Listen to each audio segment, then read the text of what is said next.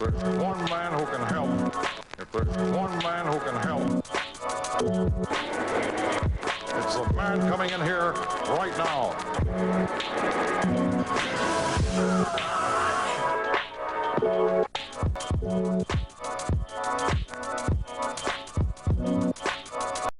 Hello everybody and welcome to another episode of the Fullmetal Alchemist 2003 Fan Guide, one of the Fullmetal Fridays, roughly coming to about 52 weeks of Fullmetal Alchemist, so there's about one episode for each week of the year, and I'm trying to get these out roughly every couple weeks, and kind of combining some like I'm doing this episode.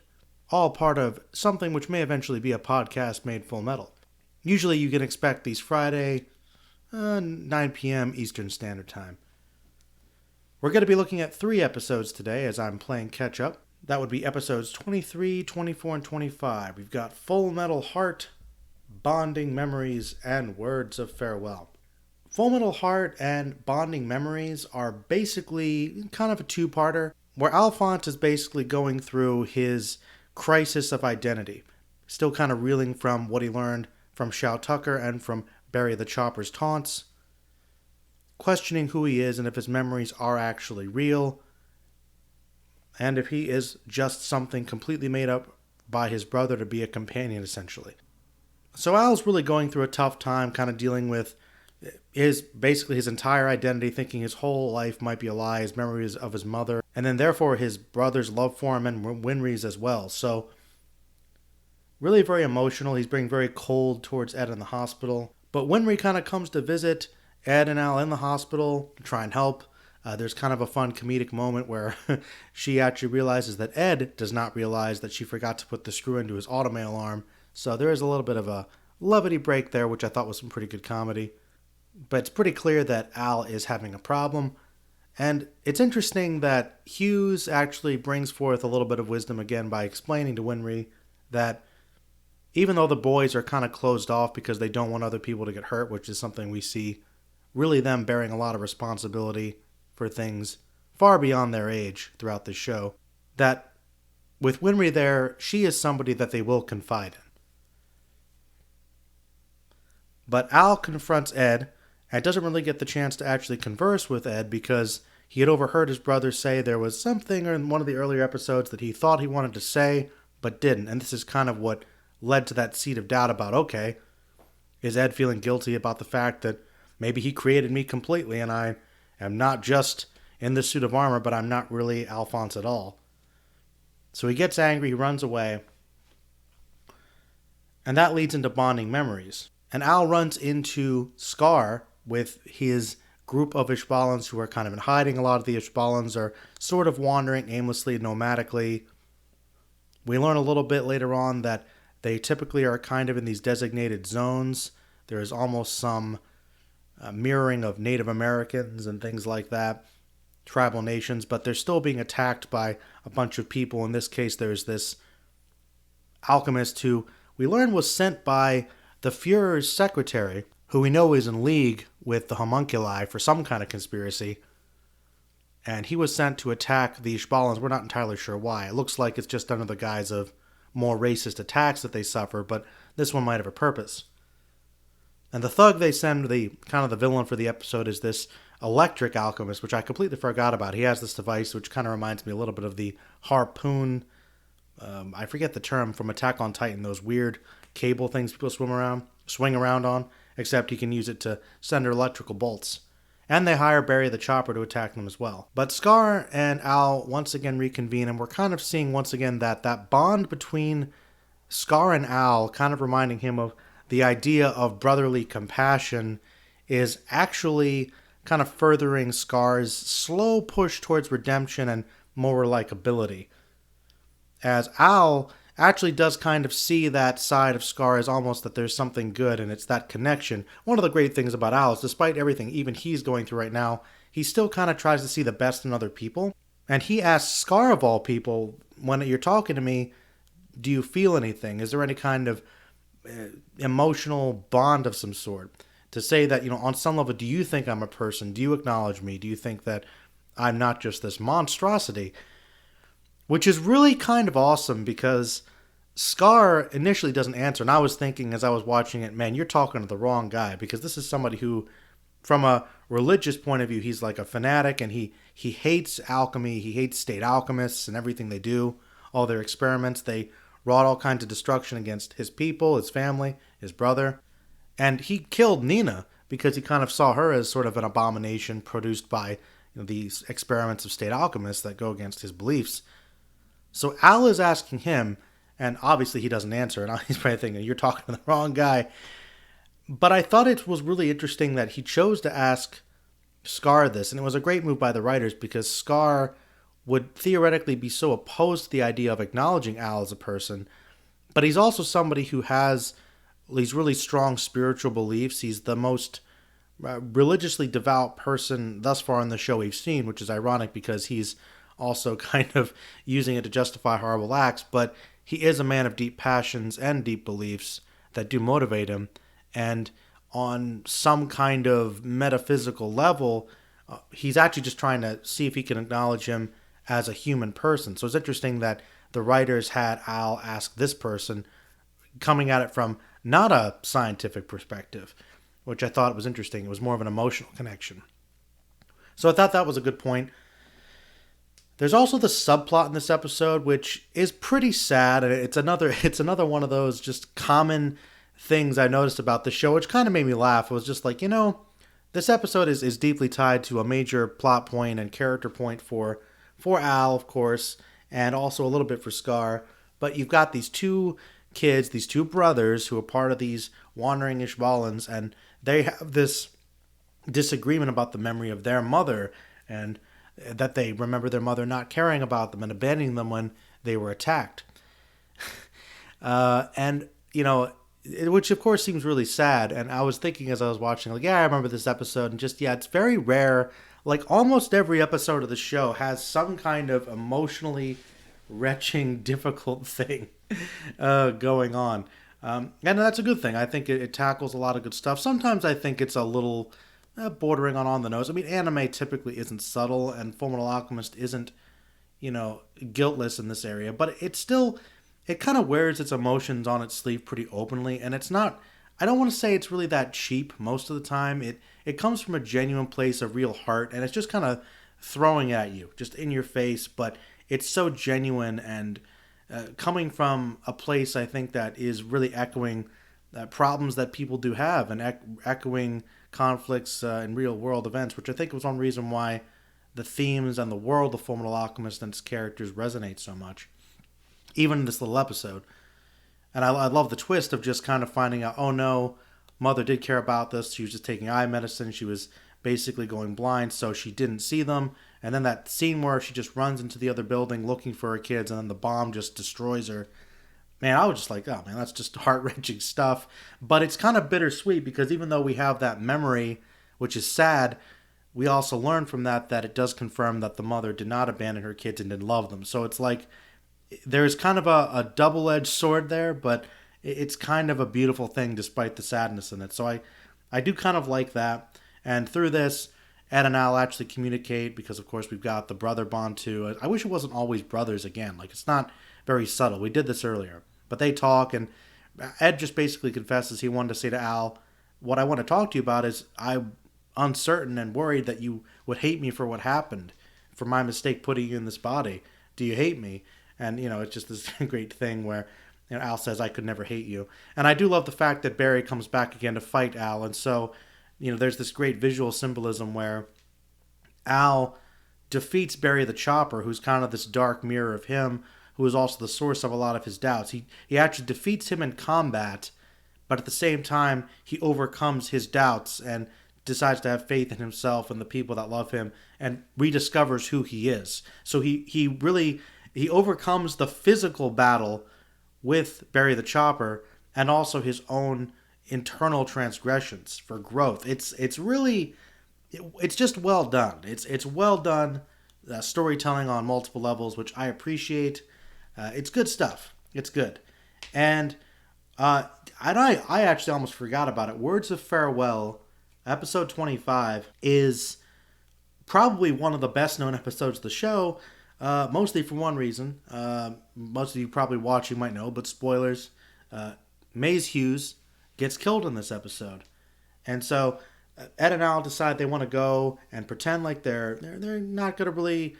Well, they're saying they're not going to pursue the Philosopher's Stone because they know the cost of it now, and they don't really want to deal with the weird conspiracy. They want to try to find another means, knowing that it has to do with the fact that apparently in the Ishvalan War, Ishvalans did create a stone, so maybe they may have found a different way to do it. So they're going to pursue that lead.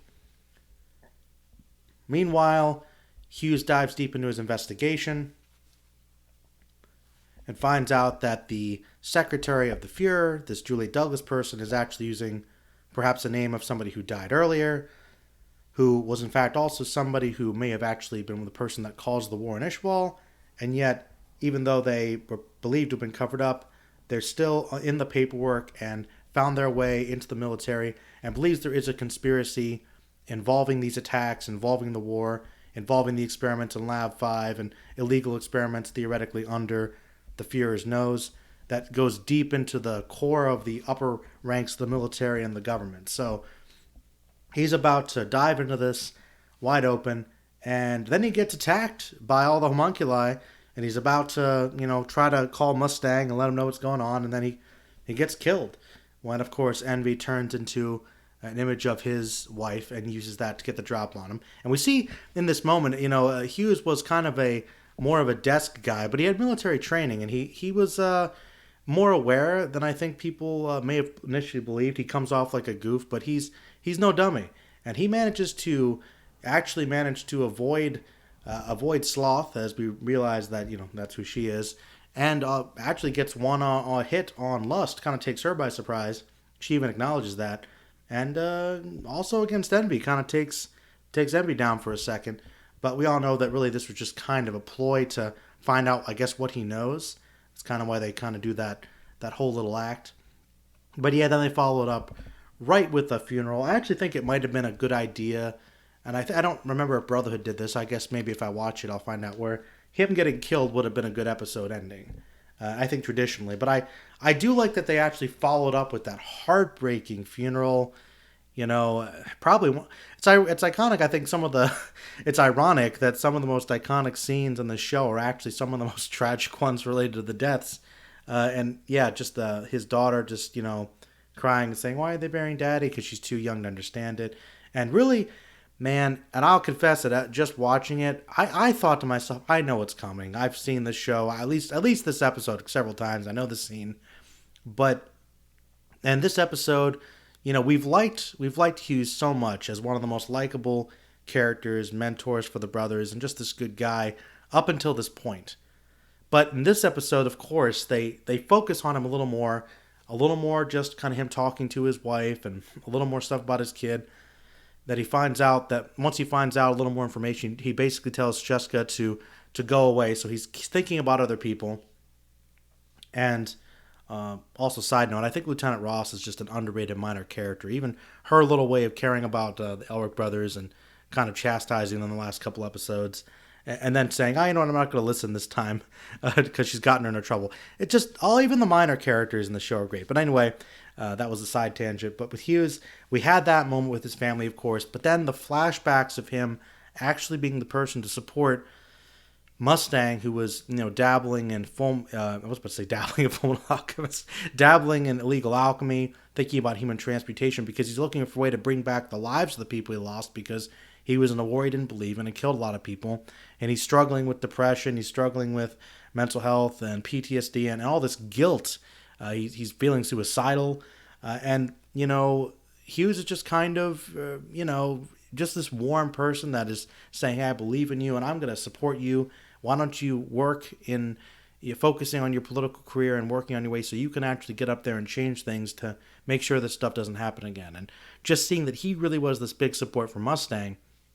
And Mustang, I think, is obviously a fan favorite character, but it's interesting we see how sensitive he is and how much Hughes really was a huge part of his position in the show and in the story. And another little detail, just I love, and I didn't appreciate this before, and I'm like, the scene at the funeral, I got teary again. I actually got emotional. I was a little sad about it. I was crying a little. I'm like, yeah, this is sad. And they use that swelling music, and the show is a great soundtrack. Really hits the emotional beats. Can be haunting, can be sad, can be whimsical, ominous, but it's just really tragic stuff. And the fact that they have some of these characters just honestly crying, and we see it kind of, I don't want to say it subverts shonen tropes, but I think in a lot of shows like this and a lot of fantastical shows, you've got this machismo idea of the tough guy who doesn't really show his vulnerable side, doesn't cry, and something like that. But no, this series delves deeper into that and shows the facets of these people. It shows that they care and that they are vulnerable, but that makes us like them more, and it kind of makes their triumph more impressive. I think in a way, the connection feels more genuine because they feel that loss. Like just a little. Honestly, I was feeling sad already because of the daughter crying, but seeing actually Armstrong crying, like the biggest, toughest guy who we know has a lot of passion, just weeping about Hughes. Like that's actually what got me because it caught me by surprise. And then later, Mustang's trying to hold it in, and he's crying later. And Hawkeye just kind of really still being that strong, almost stoic person at his side. Just obviously she cares a lot for him too, but she's trying to kind of be the rock.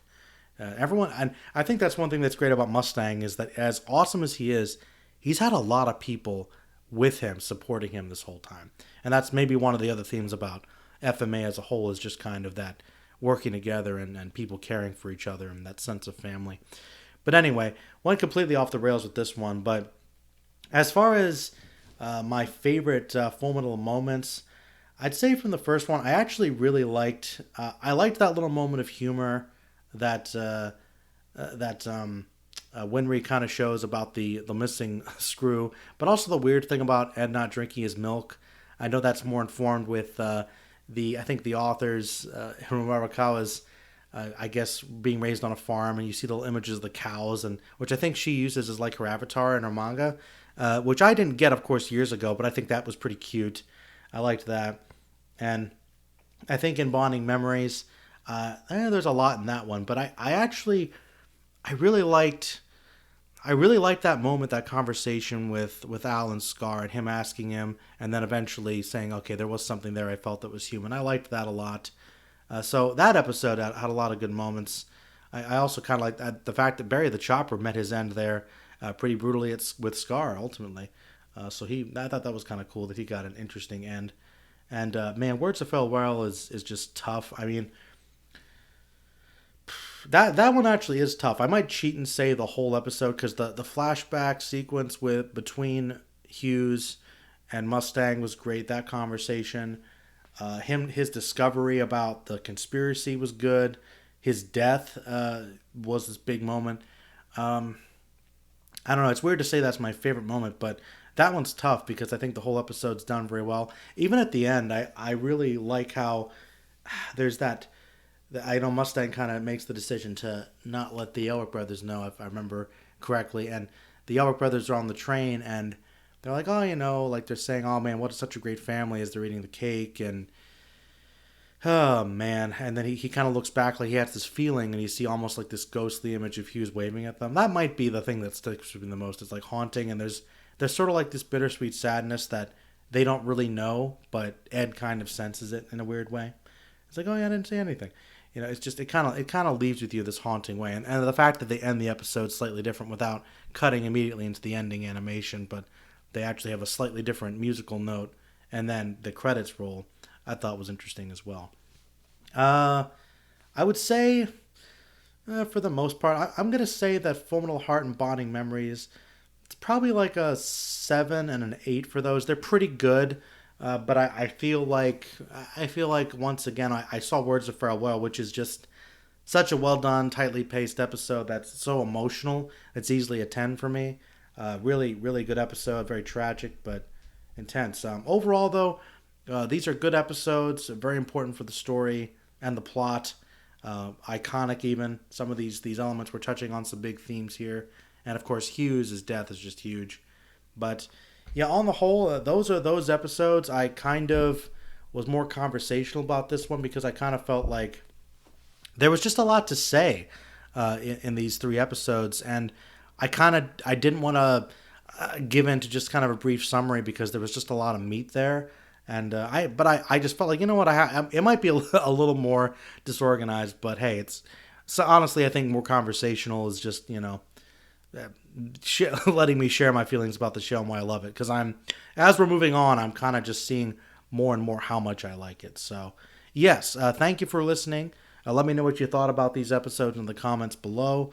I'm going to try to, throughout the summer here, I'm going to try to get some of these episodes. My goal is to get the series pretty much mostly done by the end of the year, hopefully. We'll see how that turns out. But yeah, there might be a couple episodes where I combine a few more episodes of the show into one podcast.